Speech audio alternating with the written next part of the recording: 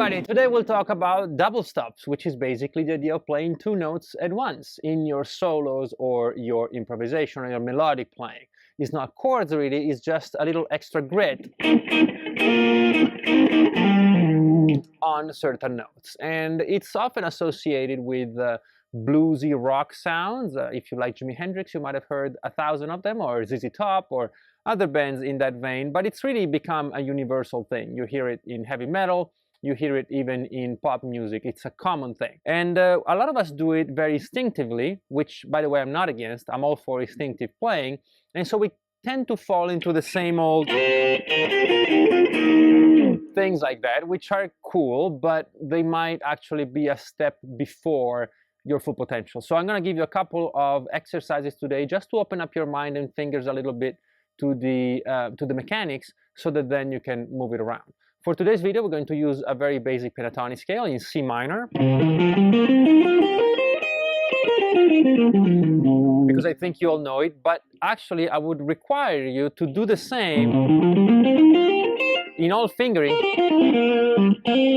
because the fingering itself, the actual shape of the hand, changes dramatically, especially with pentatonic scales. So I would suggest you explore all that. Also, we're going to use the pentatonic scale, but we can apply this to every scale. As a matter of fact, if you're on my Patreon, I'll make sure to have a little extra video for you so we can apply it to diatonic scales. If you're not on there and you don't want to join, that's fine. You can deduce it for yourself with no problem at all. So the first exercise I like to share is this. We're going to play a pentatonic scale, but instead of playing one note at a time, we play two notes at a time, like this.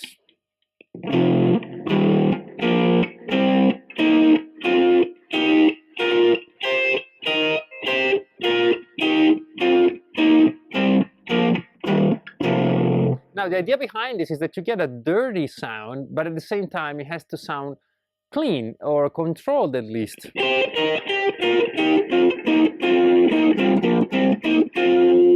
There has to be a sense of weight and authority when you play double stops. Otherwise, you know, the line between good playing and sloppy playing with double stops is really fine, and we don't want to cross it. So we want to go like that and not like that. It's a big difference, even though the fingers look the same. So that would be the first exercise. Let's play together. I go slow, and we'll go through the whole position like this.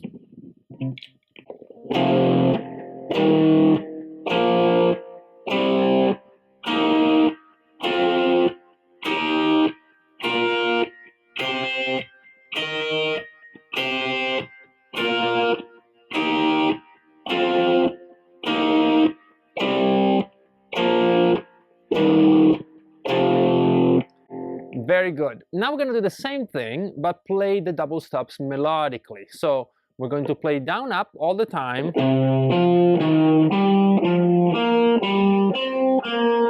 and play with a roll. And a roll is basically when you put your finger down to play a note, and without lifting that finger, you roll it down to the next string, ideally muting the one above, so that only one plays at the same time.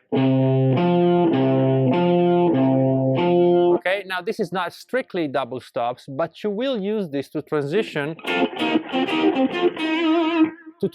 between double stops and clean sound. And again, we're trying to reduce the sloppiness of the technique to hopefully bring it to the next level. So let's do it again, but this time melodically. I'll play it with you, of course, and I'll go fairly slow so you can follow along. Or not, you might be advanced, so I don't want to sound patronizing, but let's do it slow so that we can all play along together. Here we go.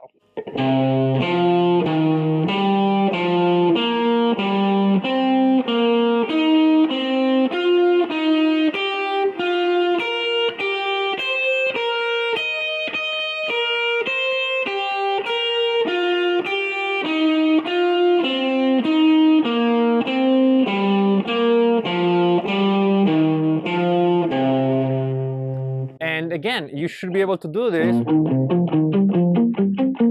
on all positions, right? This is actually way harder than you think. And finally, I'm going to give you a weirder one, but that allows you then to be flexible with double stops. And for example,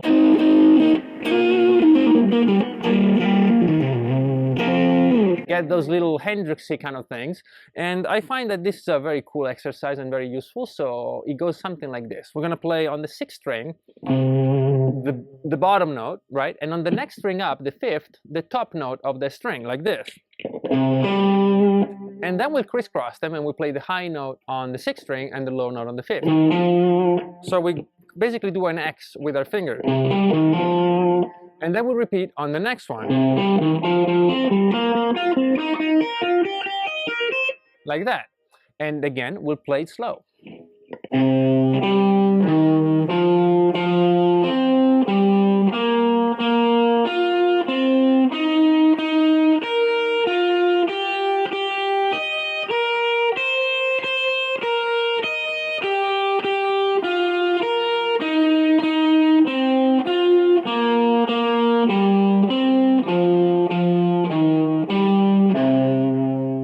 If you actually look into this, there are several ways of doing it, crossing a different, you know, from different strings even. It's quite deep, and I suggest you do try and figure out for yourself, because that's where your style and your voice will be. You'll be drawn to certain fingerings and patterns, and that's what you should explore.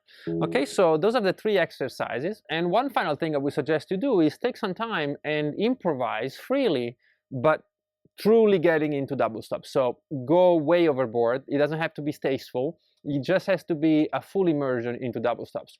So maybe get a bluesy little lick going and just start improvising. And in the beginning it will sound very basic, but then you'll be tempted to, you know,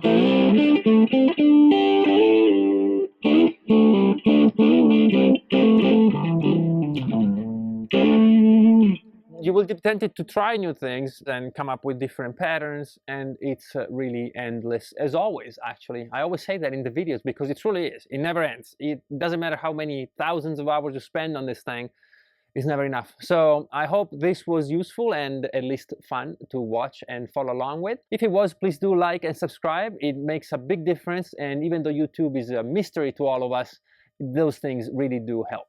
Thank you so much again, and I look forward to seeing you on the next one.